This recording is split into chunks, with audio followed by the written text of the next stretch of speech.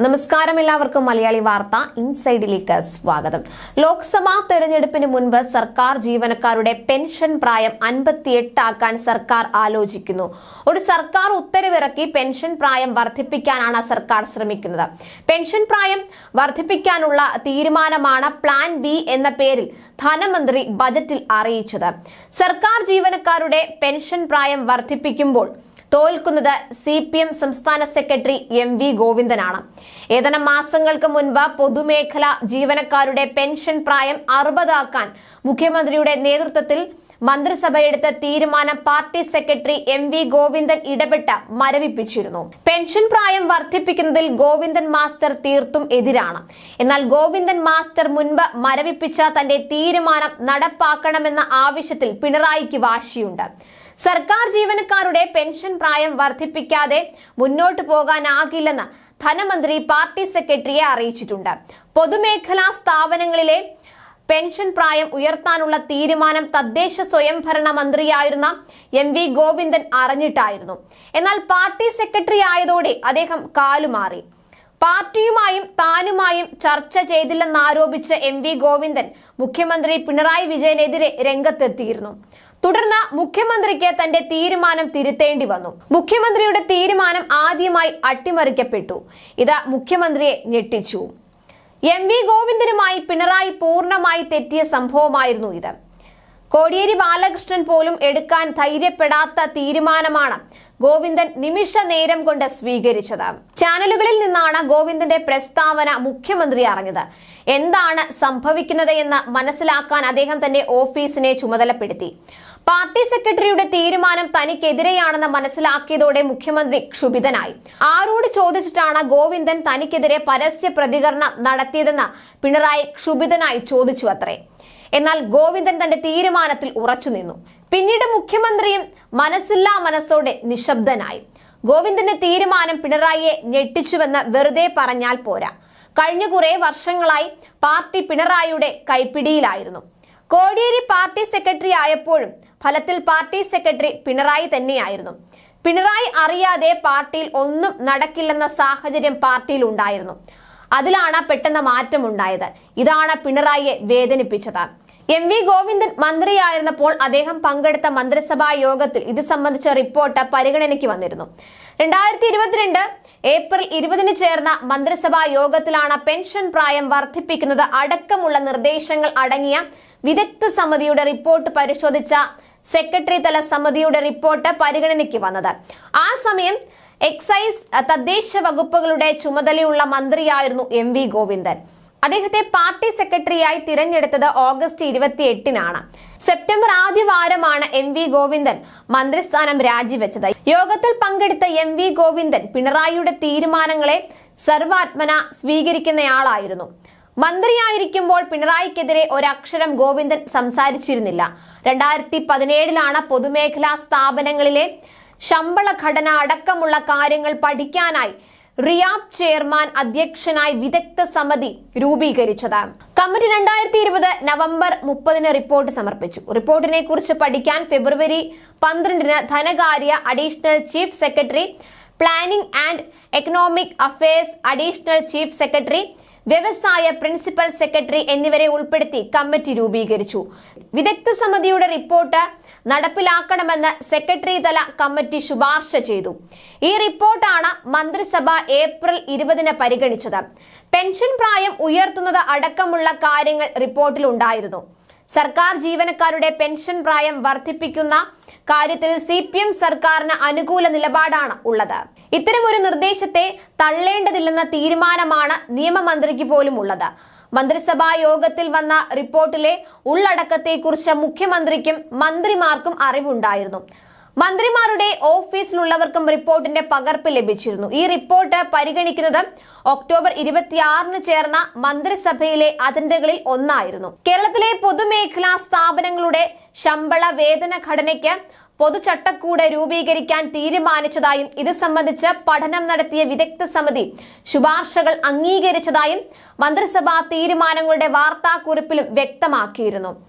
October 26 മന്ത്രിസഭാ യോഗത്തിൽ pension പ്രായം കൂട്ടുന്നതിന് മന്ത്രിമാർ അനുകൂല നിലപാടെടുത്തു. യുവജന സംഘടനകൾ ശക്തമായി രംഗത്ത് വന്നതോടെ ഉത്തരവ് മരവിപ്പിക്കേണ്ട സാഹചര്യമുണ്ടായി. പിണറായിക്കെതിരെ CPM സെക്രട്ടറി എടുത്ത നിലപാടാണ് റിപ്പോർട്ട് മരവിപ്പിക്കാൻ കാരണം. റിപ്പോർട്ട് മരവിപ്പിക്കുക മാത്രമാണ് സർക്കാർ ചെയ്തത്. റിപ്പോർട്ട് മരവിപ്പിക്കുന്നതും പിൻവലിക്കുന്നതും രണ്ടാണ്. റിപ്പോർട്ട് പിൻവലിക്കാത്തതിന് കാരണം ഗോവിന്ദന്റെ നിലപാടാണെന്ന് മനസ്സിലാക്കുന്നു. തന്നെ ആരും ചോദ്യം ചെയ്യുന്നതിൽ പിണറായിക്ക് താല്പര്യമില്ല. പൊതുമേഖലാ സ്ഥാപനങ്ങളിലെ പെൻഷൻ പ്രായം 60 ഉയർത്തിയ നടപടി പാർട്ടിയിൽ ചർച്ച ചെയ്യാത്തതിൽ നേതൃത്വത്തിന് അതൃപ്തിയുണ്ടായി. പെൻഷൻ പ്രായം വർദ്ധിപ്പിക്കുന്ന കാര്യം പാർട്ടിയിൽ ചർച്ച ചെയ്യേണ്ടതാണെങ്കിലും ചർച്ച ചെയ്തിട്ടില്ലെന്നാണ് CPM സംസ്ഥാന സെക്രട്ടറി MV ഗോവിന്ദന്റെ നിലപാട്. അതുകൊണ്ടാണ് ഉത്തരവ് മരവിപ്പിച്ചത്.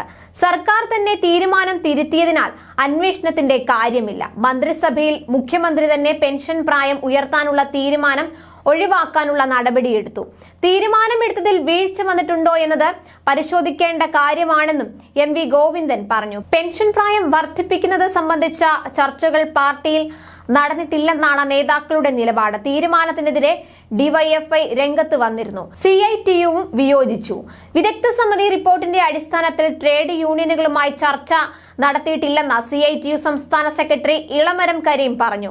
ഉത്തരവ് സംബന്ധിച്ച LDFിലും കൂടിയാലോചന നടന്നില്ല.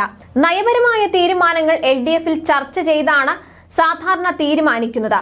വിഷയം മന്ത്രിസഭ പരിഗണിച്ചപ്പോൾ CPI മന്ത്രിമാർ എതിർത്തില്ല. ഇതിനാൽ തീരുമാനത്തെ CPI എതിർത്തിട്ടില്ല.